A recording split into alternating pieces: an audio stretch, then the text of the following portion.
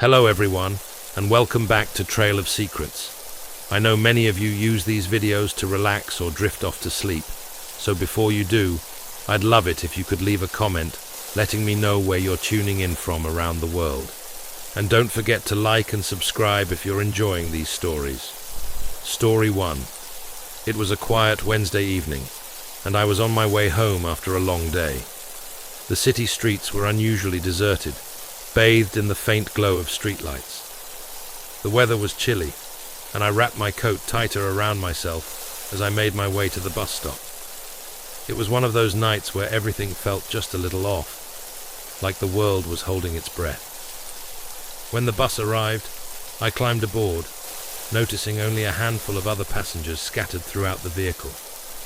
I chose a seat near the back, where it was dimly lit, and pulled out my headphones, hoping to tune out the eerie stillness. As the bus rumbled forward, I glanced out the window at the passing buildings, their dark windows staring back like empty eyes. After a few stops, a man got on. He was tall, wearing a dark coat and a hat that cast shadows over his face. He walked with a deliberate slowness, his boots echoing against the bus floor. He scanned the seats before settling into one a few rows ahead of me. I wouldn't have thought twice about him if it weren't for the way he kept glancing back, as if checking to see who was behind him. I tried to focus on the music playing in my ears, but I couldn't shake the feeling that something was wrong. The man's movements were calculated, and every so often he would look out the window, his posture tense. My heart started to race when I realized he was now staring directly at me. It was only for a second before he quickly turned away, but it was enough to send a chill down my spine. I told myself I was overthinking it. Maybe he was just nervous or had something on his mind. Still, I couldn't help but notice how he kept shifting in his seat, his hands clenched tightly around the brim of his hat.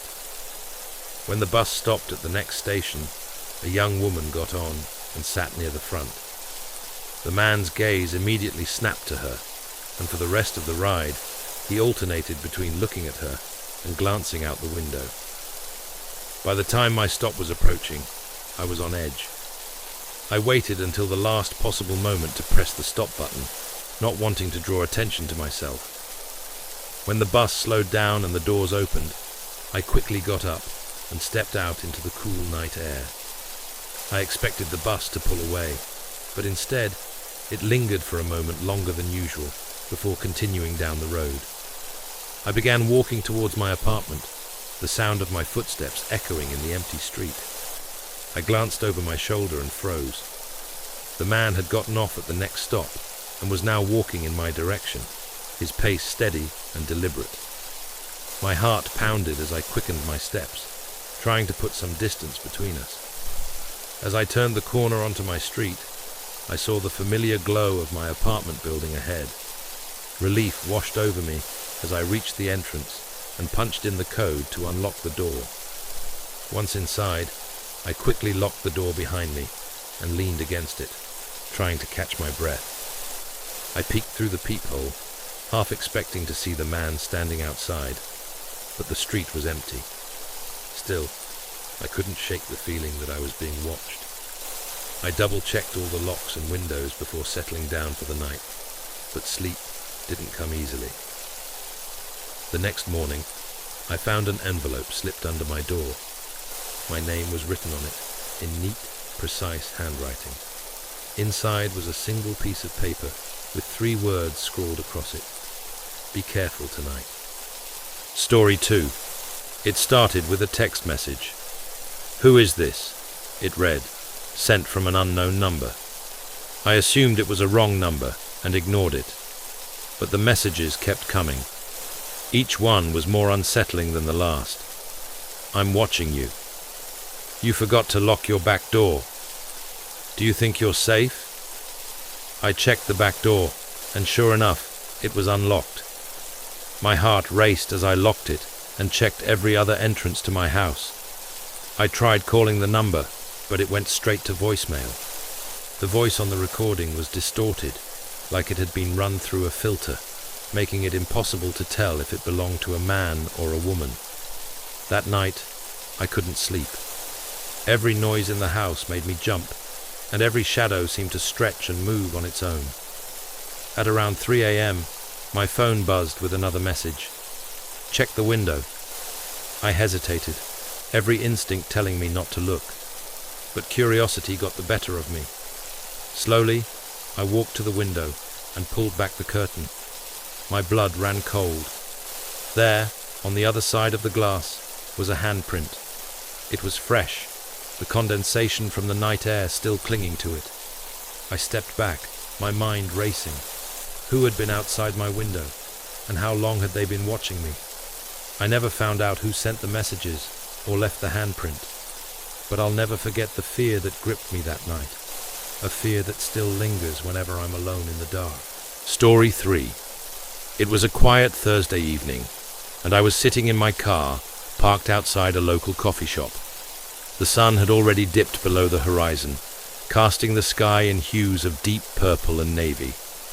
The warm glow from the shop's windows illuminated the street, and a gentle drizzle tapped against the windshield.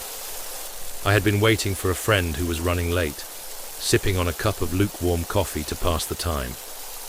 As I scrolled through my phone, I noticed a figure in the reflection of the glass. At first, I thought it was just another passerby, but something about the way they lingered caught my attention. I turned to look, and there, standing under the dim light of a flickering street lamp, was a man in a dark hooded jacket. His face was obscured, but his stance was unnervingly still, almost as if he were watching me.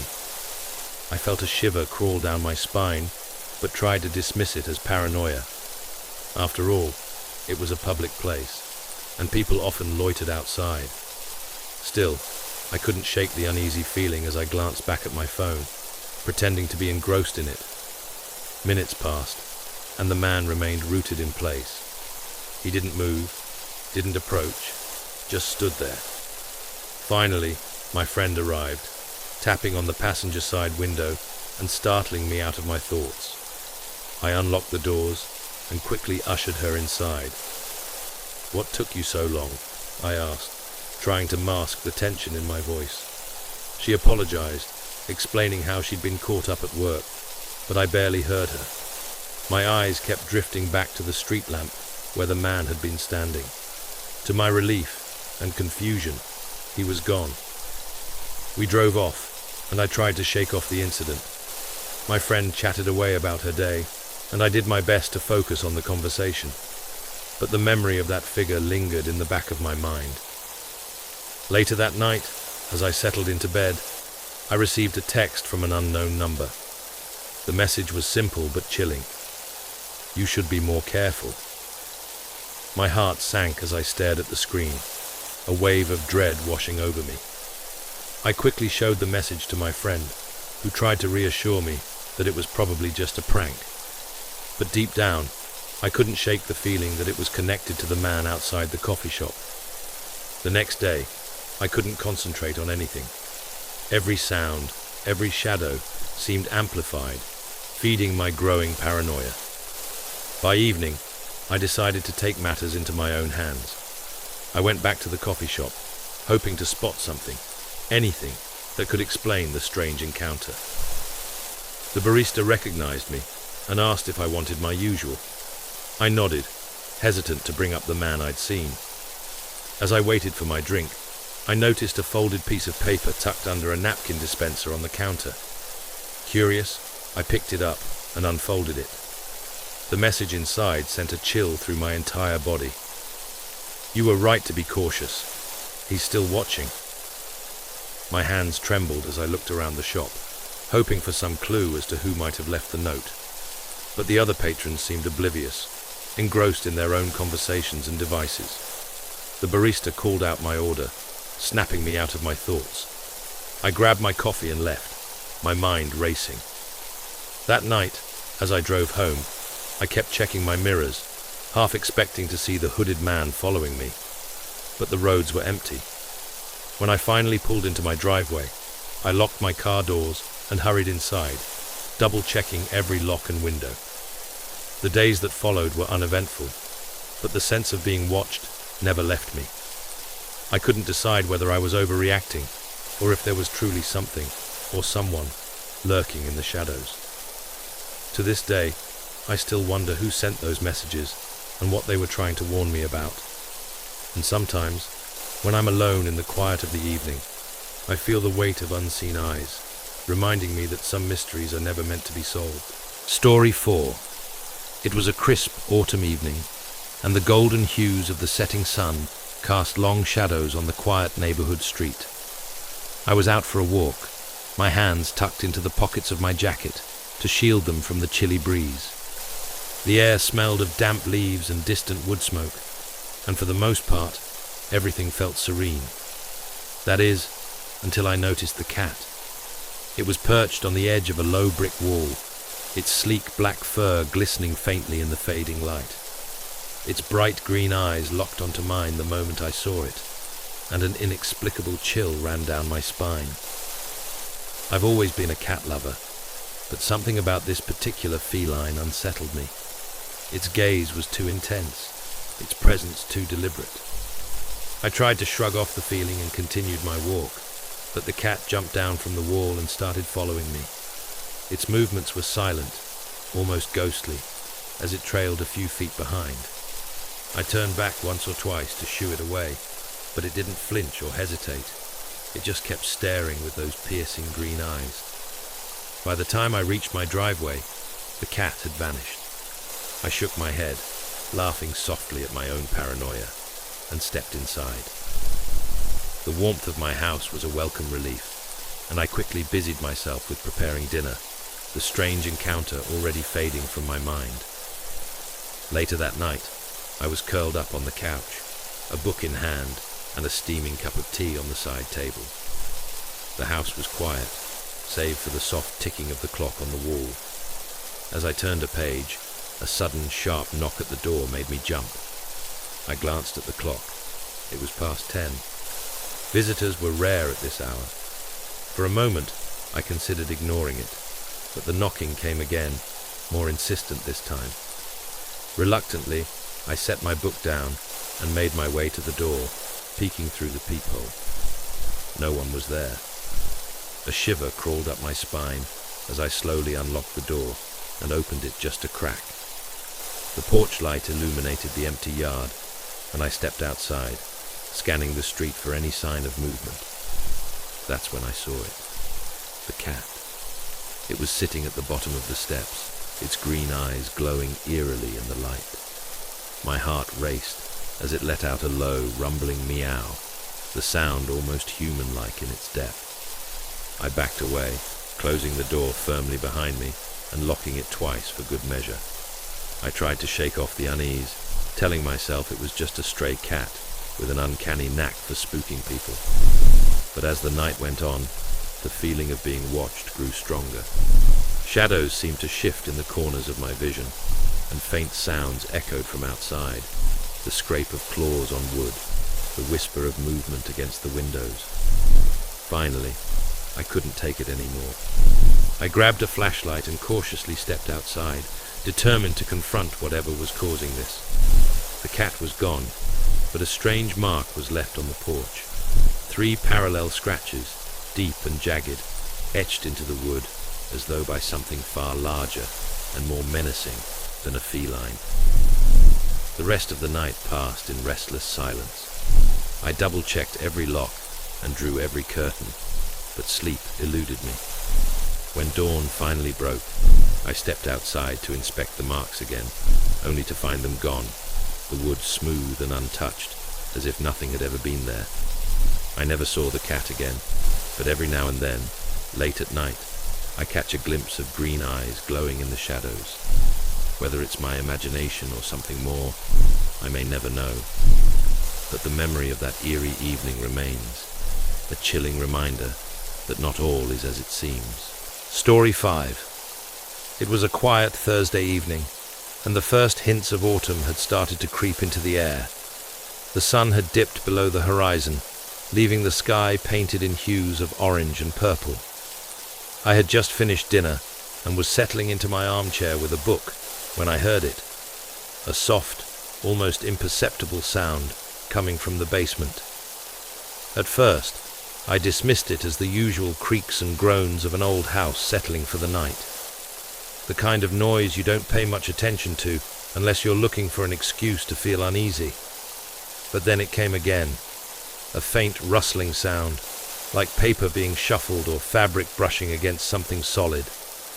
I paused, book in hand, straining to hear more.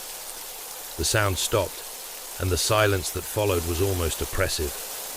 I told myself it was nothing, probably a draft or a mouse scurrying around. But deep down, an unsettling feeling began to claw its way into my chest.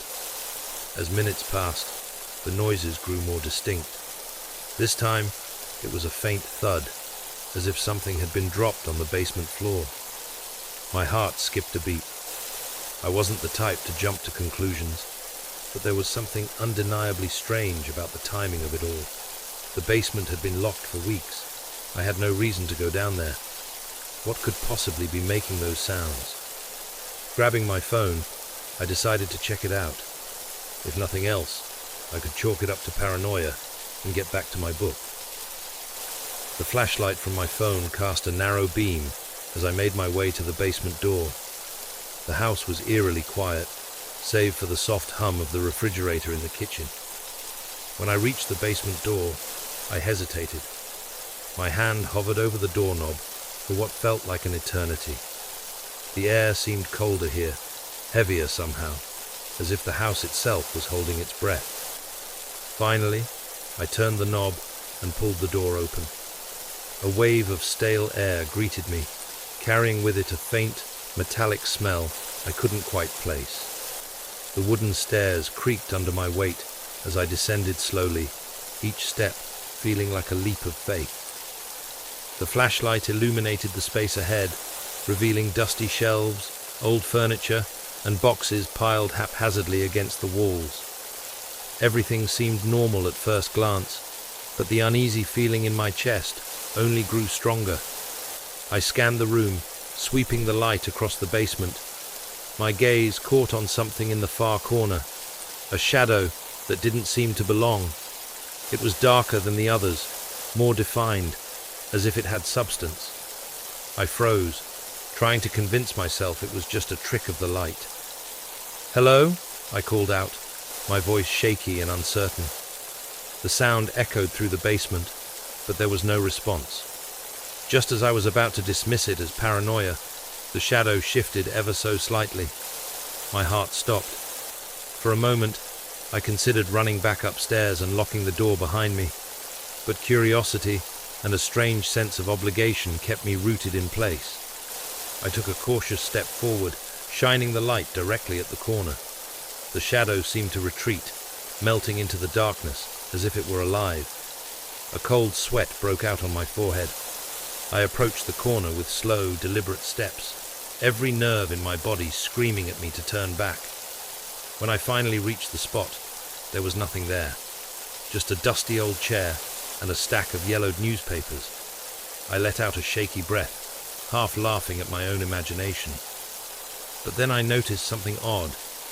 The newspapers were arranged neatly, almost too neatly, as if someone had been through them recently. And on the chair was a single faded photograph. Picking it up, I saw it was a picture of a family I didn't recognize. A man, a woman, and 2 children, all smiling warmly at the camera. The edges of the photo were frayed, and there was a small tear running through the middle. On the back, someone had scrawled a date in shaky handwriting. October 17th, 1994. I didn't know what to make of it. I didn't recognize the family, and I had no idea how the photo had ended up in my basement. Turning it over in my hands, I felt a strange sense of unease, as if I had stumbled onto something I wasn't meant to see. The sound of movement snapped me out of my thoughts. This time, it was louder, closer. I spun around, the flashlight beam darting wildly across the room. For a brief moment, I thought I saw a figure standing at the foot of the stairs, but when I blinked, it was gone. "Who's there?" I demanded, my voice trembling. There was no answer, just the oppressive silence of the basement. I backed toward the stairs, clutching the photograph tightly. My pulse was racing, and every instinct told me to get out of there as quickly as possible. As I climbed the stairs, I couldn't shake the feeling that I was being watched. I reached the top, slammed the door shut, and locked it, leaning against it as I tried to catch my breath. My hands were shaking, and my mind was racing with possibilities. Had someone been in my basement? And if so, how had they gotten in? I spent the rest of the evening in a state of heightened paranoia. Every sound, every shadow seemed sinister. I locked all the doors and windows, double-checking each one before finally collapsing onto the couch. The photograph sat on the coffee table, a silent reminder of the strange events that had unfolded. That night, I barely slept. My dreams were filled with shadowy figures and whispers I couldn't quite make out. When I woke up, the photograph was gone. I searched the house from top to bottom, but there was no sign of it. It was as if it had vanished into thin air. The basement door remained locked, and I decided I wasn't going back down there anytime soon. Whatever I had encountered that night, it was better left alone. But the unease never fully went away. Even now, weeks later, I can't shake the feeling that something is watching me, waiting for the right moment to make itself known again. And every time I pass the basement door, I can't help but wonder what would happen if I opened it again.